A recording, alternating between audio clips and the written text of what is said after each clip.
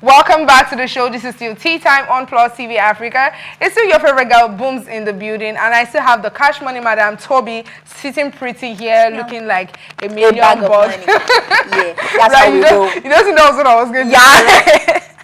Anyways, you guys, we still hope that you have your coffee, your tea, and you are ready for this particular story because Booms is ready for all of you. Because one Nigerian man have said something that have touched my tralala. So I want to break it for the man in case he did not understand it, right? So a Nigerian man, Emmanuel Mju, has said that men have side chicks, side kukuruku, because of instead of marrying more wives because of the stigma around polygamous marriages.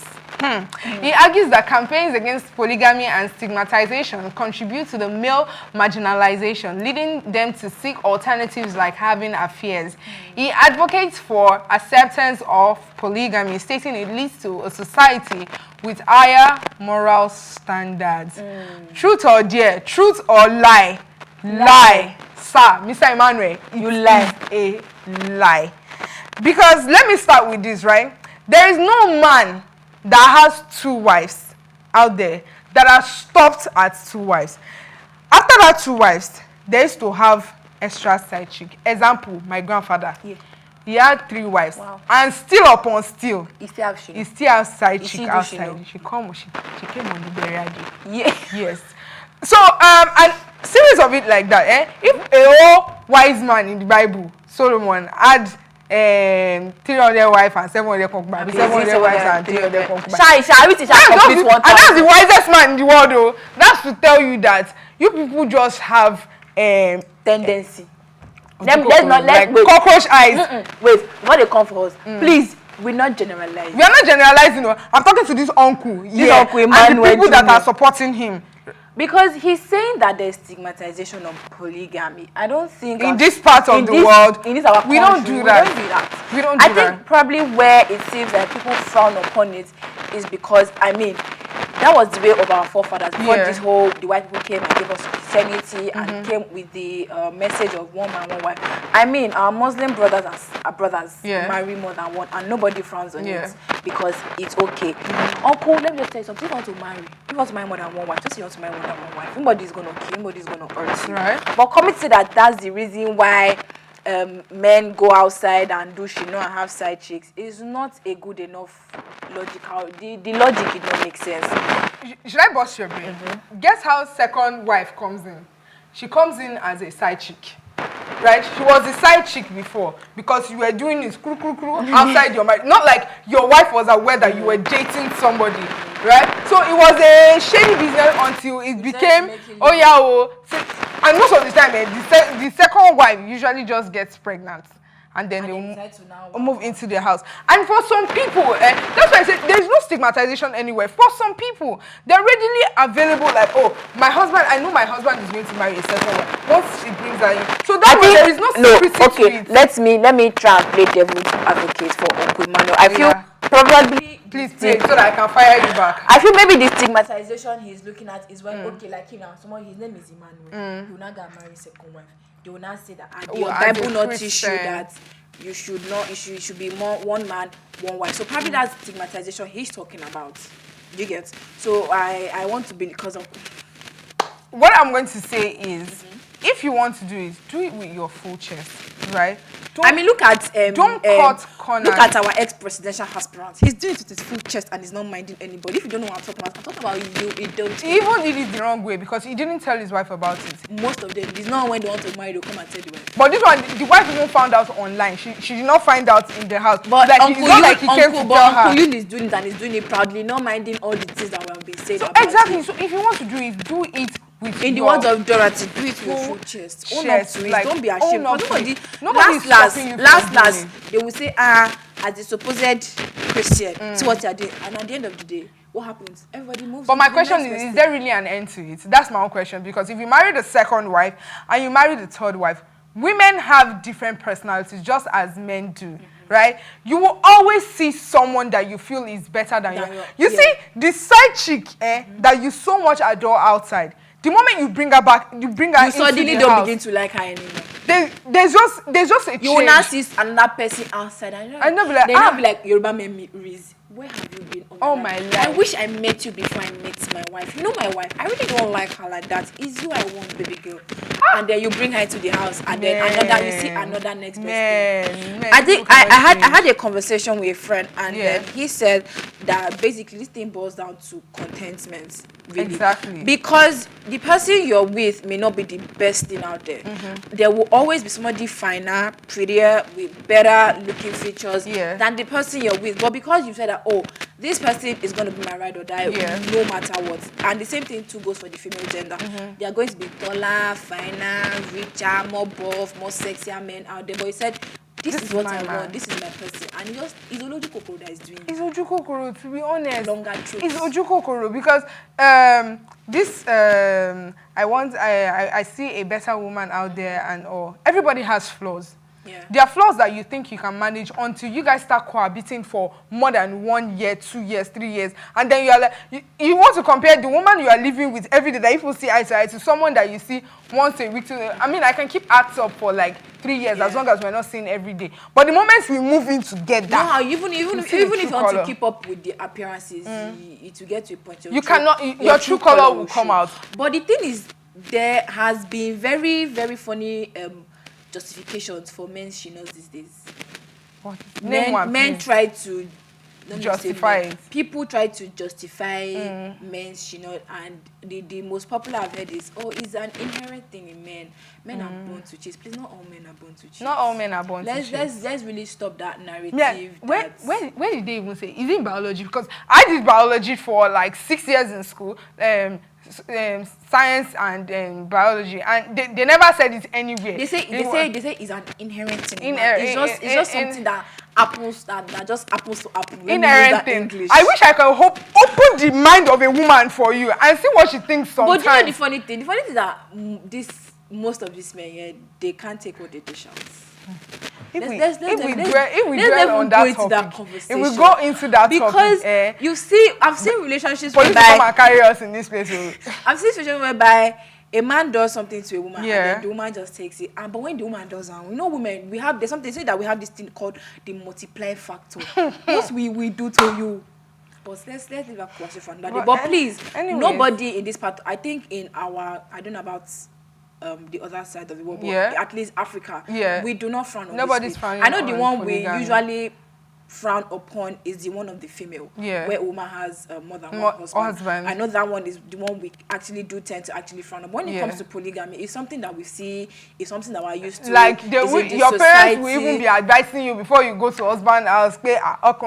That's their character, that's their this thing. Don't let it beat you down. Don't let it. It's we that will not always pray God. Please don't let another man. Exactly. Don't let another woman take my man. So nobody you say that there's a stigmatization, maybe from the religious angle. Yes, there might be stigmatization, but from the traditional angle, bros. It depends on Christianity. Christianity does not. But Islam permits it, right? So that's the only point we can say. Okay, maybe the stigmatization is coming from. From the religious angle as a Christian.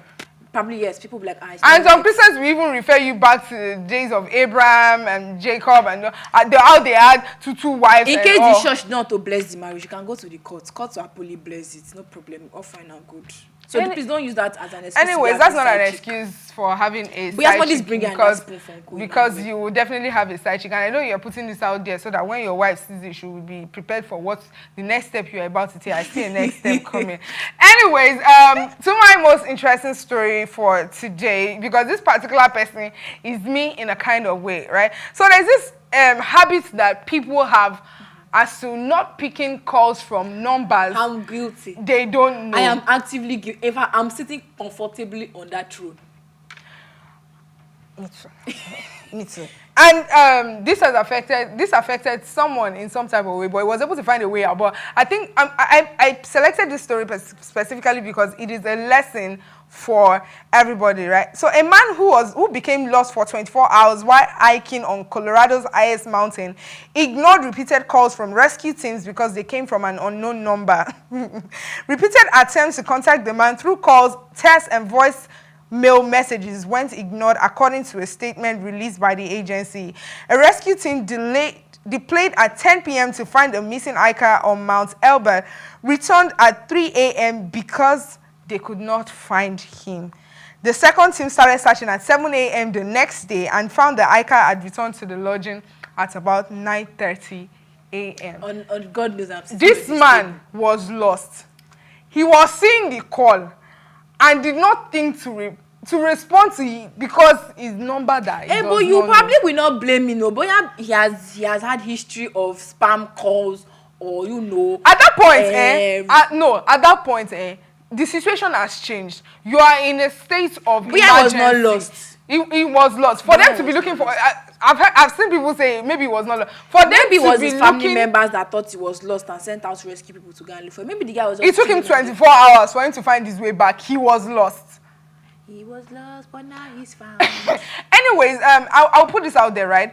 A lot of us, we do these things so much, and I've heard some people miss out on big things because they didn't pick numbers that they could not identify.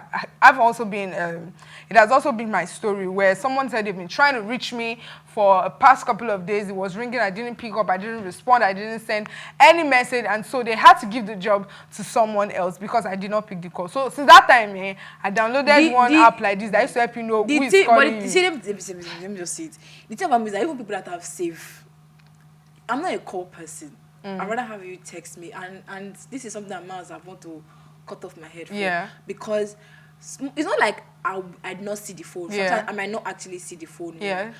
But to call you back, it's a problem. So you see this number thing. So something actually happened last year. The gifts I wanted to get for my mom. I said they have sent it. I did not know. Dispatch was not calling me. And I saw the phone ring. I was like, who is this person? And then that app that identifies, if the app identifies them and then the name sounds familiar, I might pick. But if the name but the name that came out was like, who is this person? The man called me first time, second time, third time. First time, I was like, let me just pick. I was like, hello, I've been calling you. I'm at your house. Dispatch. I said, God, I beg. But me, when I'm expecting a dispatch rider, that day, everybody. No, the thing is, I wasn't actually expecting the dispatch that day. It was meant to be like maybe like a week or so. It came some days earlier than it was expected. I was like, God. But I'm changing I'm working on it. Anyways, also to people that know how to call people to death, right? I feel like if you are trying to call me once, call me 2 times, and the third person time I did not pick. Please leave a message. I mean, there's a reason why there's calling and there's messages, right? Communication. If you're trying to reach out to someone and you cannot, for me, if I call you once or twice and you don't pick up, and I see that it's an emergency, I leave a message. Please, it's an emergency. Maybe it's something I cannot type. It's an emergency. Call me as soon as you get this message. And if it's something I can type, I've been trying to reach you on so and so, try to fix this, and leave it at that. If you like, do it. If you like, don't do it. I've already called. Someone called me 28 times on January 1st. Wow, does she have your liver or your kidney? Guess what? I was so pissed off. I blocked the person and deleted the person's number because I felt like for you to call me 28 times and you didn't think. It's a matter of life and death. But I cannot text him. No, you didn't think to send me a message. But the person cannot text me in that moment. I could have been in a situation where I could not respond to call, right? And then once I see that it's an emergency, I will probably find a way out. But you giving me 28 missed calls, you just became irritated. Guess what? I was at work that day. I was on air. Where the person wanted to give you money? The person is not giving me money. Don't go and pass your destiny. Just please, it's a new year. Change your character. If you call somebody twice, leave it at that. The person is not blind. The person will see the missed call and leave a message. Anyways, this is where we draw the curtain for today. Thanks for watching as always. Do join the conversation on social media with the hashtag #TeaTime. And remember, you can catch up on all our previous episodes, including this very one and all our exclusive content by subscribing to our YouTube channel. You can also watch Tea Time on R2TV and in London on Ben Television and on DSTV channel 408. A very big thank you to my co-anchor, Toby Cash Money. She will bring the money tomorrow, hopefully by God's grace. Talk to my PA. And to the entire production team, thank you guys very, very much for holding me down. You people are the reason why I'm not facing too much stress on this season because of what happened this morning. Thank you guys so much. And to you guys watching us out there, you guys are the real MVPs. We say thank you for sticking to Tea Time on Plus TV Africa. My name is Booms, your favorite 007. Have an amazing day. Kisses for you guys.